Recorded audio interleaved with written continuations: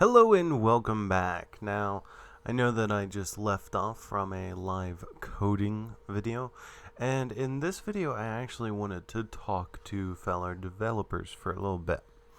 Now, I have been a ghostwriter for 6, 7 years, and I've been a developer for about 3 or 4 years.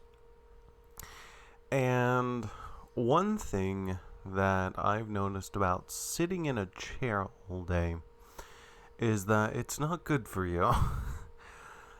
And I wanted to talk about being a developer because developers come from all sorts of backgrounds. Right now, we're seeing a enormous surge from individuals who have been seeing the treehouse advertisements and seeing the "you should code because it's easy, it's fun," and we're just gonna tell you that because once you get to anything intermediate or advanced, suddenly it begins to feel like a job unless you're doing your own project, and even then it'll still feel like a real job.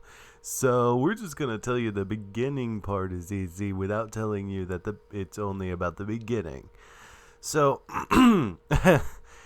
so I wanted to talk about those long hours that you sit at the computer. Now, I ironically still sit at the computer very much, but I'm actually doing quite well for myself. I just went from 345 down to 320. I just found that out in the hospital. I was absolutely surprised because I had thought maybe I lost like 6, 7 pounds. I didn't know that I had dropped 15 pounds in just a week. And yeah, that threw me off a little bit. So I actually had the nurse reweigh myself. But now that I look back on it, I was actually eating pretty healthy. I mean, I had eggs in the morning. I was using a lot of energy because I was up and I was about and I was burning energy like freaking crazy for a couple days there because I was in and out of the ER. And the reason why that burns energy is because when you're in the ER for a couple of hours, you tend to get bored, so you pace back and forth a lot. And I was pacing back and forth for probably 3 hours each time that I went in, if I went in really quickly. And then if you combine that with what I ate at home, which was usually some spinach salad with some hazelnut vinaigrette and chicken. That's very low calorie, good on vitamins. And then you got the fact that I've been taking my omega 3s. But so I was really surprised at how much weight I had lost. Now, of course, I kind of went, oh, hey, I've lost way too much weight. I need to get some weight back into me. So, and there's a specific reason for that, and I'll get to that later. But so I kind of upped my weight a little bit by taking in some pizza. All right, so let's talk about the main issue here. Number one, you're gonna be sitting all day, okay? And I'm talking about this from personal experience, just so you know. When you sit all day, the first thing that happens is that the veins in your leg get smaller because you're not using them as much. And so a lot of people go, well, I don't understand why that's so bad. Actually, it's very horrible for you because you'll start to feel cramps in your legs and you'll need to go to the bathroom a lot. And the only way to avoid this is to walk for 30 to 40 minutes. For every, I want to say for every 3 hours that you sit, and this may not be medically accurate, but this is what I've done to improve it. But for every 3 hours that you sit, you want to match it with an hour of walking. This is extremely important Because what'll happen is if you don't have a healthy diet in the first place, if you eat that fried chicken, if you enjoy that steak, if you enjoy that mashed potatoes with corn and load everything with butter, if you have that type of diet, having thin veins in your in your legs will undoubtedly lead to something like a DVT, which is a deep vein. I don't remember the last initial, but essentially it's a blood clot in your leg. Everybody understands that. But it's officially called a DVT. That's the initials for it. And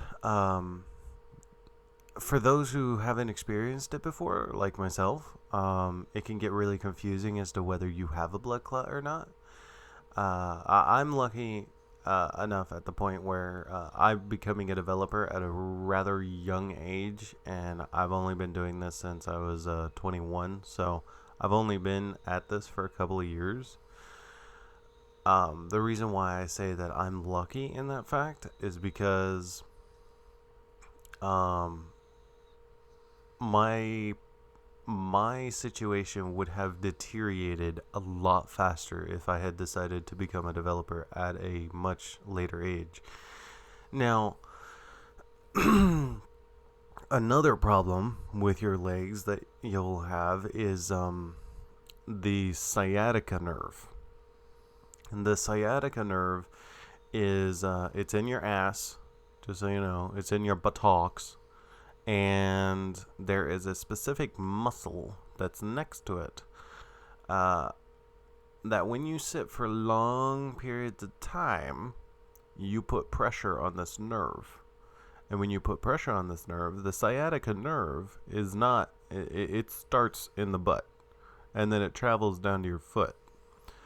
So when you put pressure on it, you will start feeling a searing pain down your leg, and you'll start feeling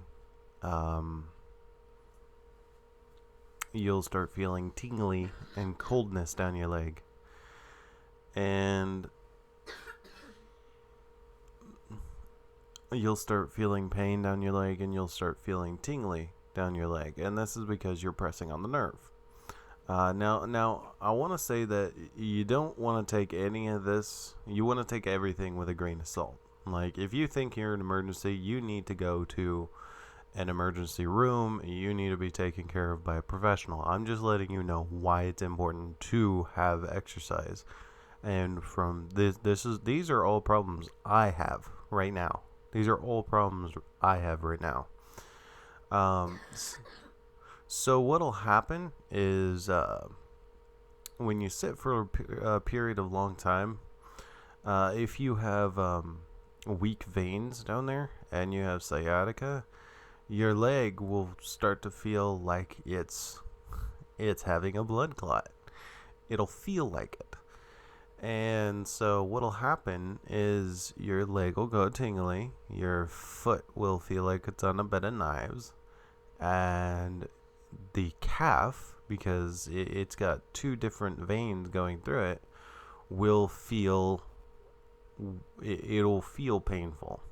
Now, I was told by an emergency room doctor that if I had a blood clot, that there were two types of blood clots. If the blood clot was preventing blood from going into the vein, then my leg would become white and cold, and I would lose feeling in it. And then there's a blood clot for whenever it comes out of the vein, which is where it would turn purple, it would be warm, and it would swell because there's too much blood in it. And normally those things don't just happen. I mean, they can happen really fast, but normally they are a slow onset problem. That's and to be honest, when you look up things for DVT, you'll actually see that they waited a few days before they even went in. But here's the problem: a blood clot can kill you really quickly if it gets into your heart, but if it's in your leg, it'll kill you slowly. So the longer you go without getting it checked, if you see even a little purple in it, the longer you go, the more damage you've done to your heart. And when they fix the blood clot in your leg, your heart may not be able to handle that much blood anymore. So that's very, very important to go get checked out. Now, I've got a few other problems. For instance, I don't have a lot of lumbar support. And with lumbar support, I begin to feel pain in my pelvis. And you may think that's a really odd thing, but to be honest, when you don't have a lot of lumbar support, all of the pressure that would normally go on your lumbar, in order to compensate, it goes on your pelvis. So, I have a lot of lower back pain, and it's getting better because I am losing weight. And when you sit for a long period of time, you gain weight rather quickly. I mean, I don't really eat a whole lot. I mean, I share a common trait with a lot of programmers in the fact that I eat maybe once or twice a day, and that's horrible for you, by the way, because that means your body will keep everything from that meal and won't let any of it go. You'll actually find that you'll have digestive problems because of it. So, and then there's my my rotator cuff damage. And the rotator cuff damage is from having my arms in the same spot for long periods of time. And the rotator cuff is located. It's the joint that lets you turn, right? It's the joint that lets you turn. No, stop it. It's the joint that lets you turn your stuff.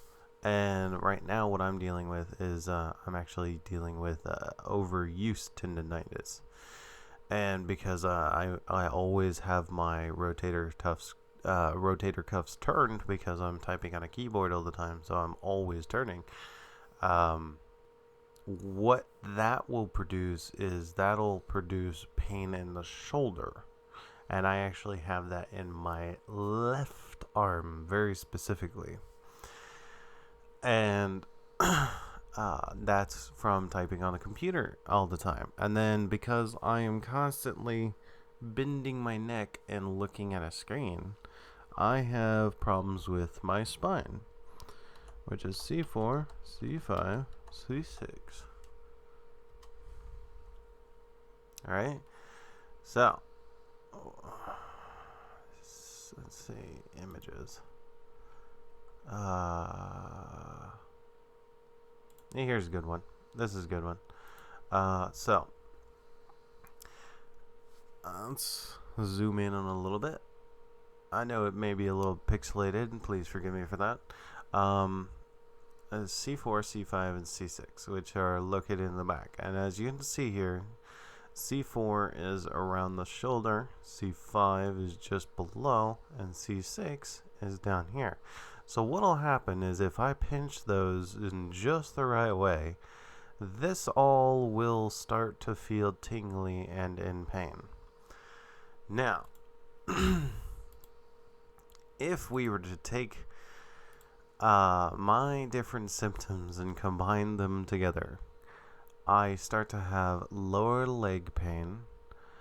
I have arm pain in the left arm. I have lower left leg pain, and I have upper right left arm pain. Excuse me, upper left arm pain. Wow, so many directions.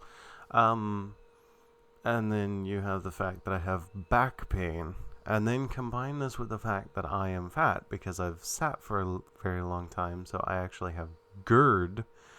I also have chest pressure and chest pain. Now, if you know anything about symptoms of a heart attack, those symptoms are almost identical with having a heart attack. So I am literally in a situation from being on the computer all the time where I don't know if it's my normal body pain or if I am having a heart attack.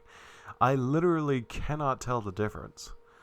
And so because I have been in this position for such a long time, and I'm thankful that I have the insurance to cover it, but I am dealing with these issues, and I've found methods of dealing with them, but I've been in the ER literally 9 times this year because I couldn't tell the difference.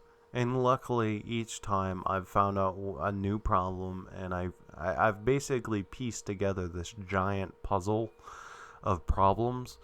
And this is how I know that this is all because I have been sitting at the computer. I didn't exercise at all, and that happens. So let's come back to exercise and why it is so important to exercise. So let's conquer the first problem, right? Actually, we can conquer most of the problems if we conquer stretching out. If you do a proper stretch out, which is your arms, your legs, your neck, and your head, if you do a proper stretch out, the C4, C5, C6, and the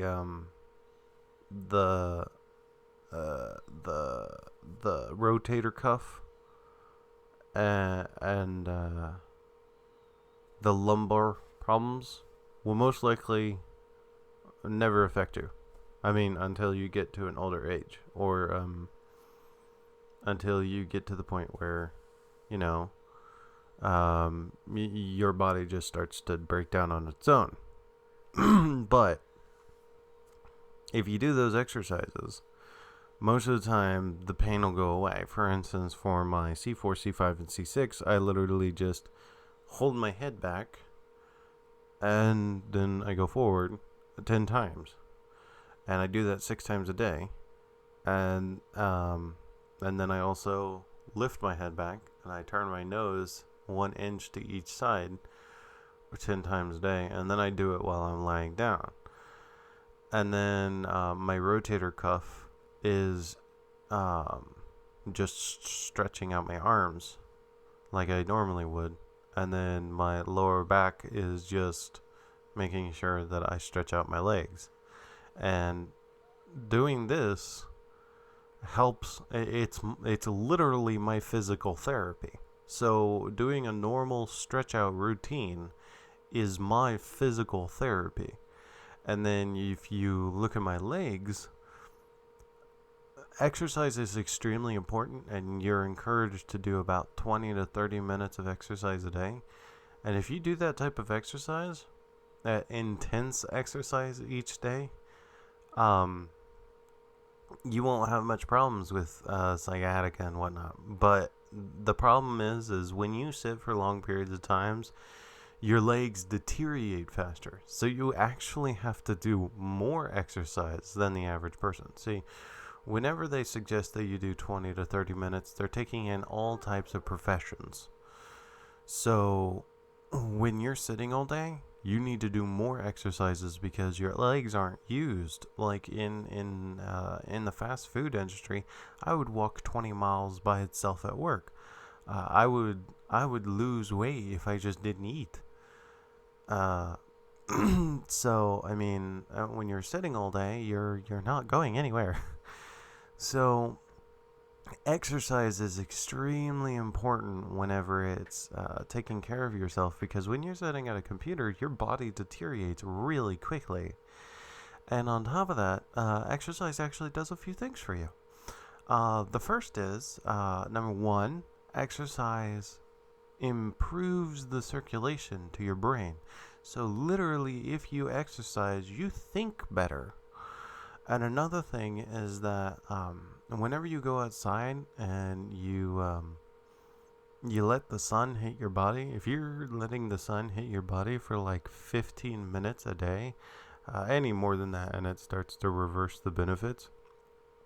Um, I forget where the study was, but I saw that your receptiveness to um, vitamins increases like 1,000-fold. So, going outside has its own benefits, and then you also need to watch what you eat, because if you eat that fried chicken, if you eat that buttered mashed potatoes, if you eat that buttered corn, you get a lot of saturated fat, and you get a lot. Sometimes you get trans fat, but the most important thing is that you get tons of sodium, and sodium actually makes you move slower. It makes it harder for you to think. So not only will exercising improve your thinking, but also managing your diet will also improve your thinking. So if you're going to do this for a career, if you plan to do this for 30 years, I mean, I've only been on the computer for 6 years. 6 years. I still have like 20 something odd years left in my career. And I'm already having massive issues with my body. You jump a decade down the road, and well, luckily I'm improving now, but if I hadn't improved, my entire body would be racked with pain, and I wouldn't actually be able to do my job. So it's really important that you exercise as a developer, that you make sure that you get out and you get exercise. Now, if you're just training, and if you've got a second job, or if you've got a main job where you do that exercise, where you get up and you go around, then yeah, you probably won't feel the effects for a long time. But if you switch over into the developing career, and you and you have that time where you sit at the computer all day, then you're gonna experience that after a while. You're gonna experience what I experience after a while, especially if you don't manage it like I haven't managed it. And that's why it's important to exercise and keep in good shape when you're a developer. Because number one, you're gonna have a ton of problems from your body deteriorating as you sit down, and number two, you're not gonna be able to think as well whenever your diet doesn't actually give you the proper foods to help you think well. So I just wanted to make this developer talk video just to make sure that when you're a developer, there's a few side things that you need to pay attention to, and health is definitely one of them. All right, so I know I got a little umphed there at the end. So all right, so I don't know what I'm gonna do with the next video. I just kind of want to. This was kind of up, and I wanted to make a developer talk. So I'll see you in the next video. Bye.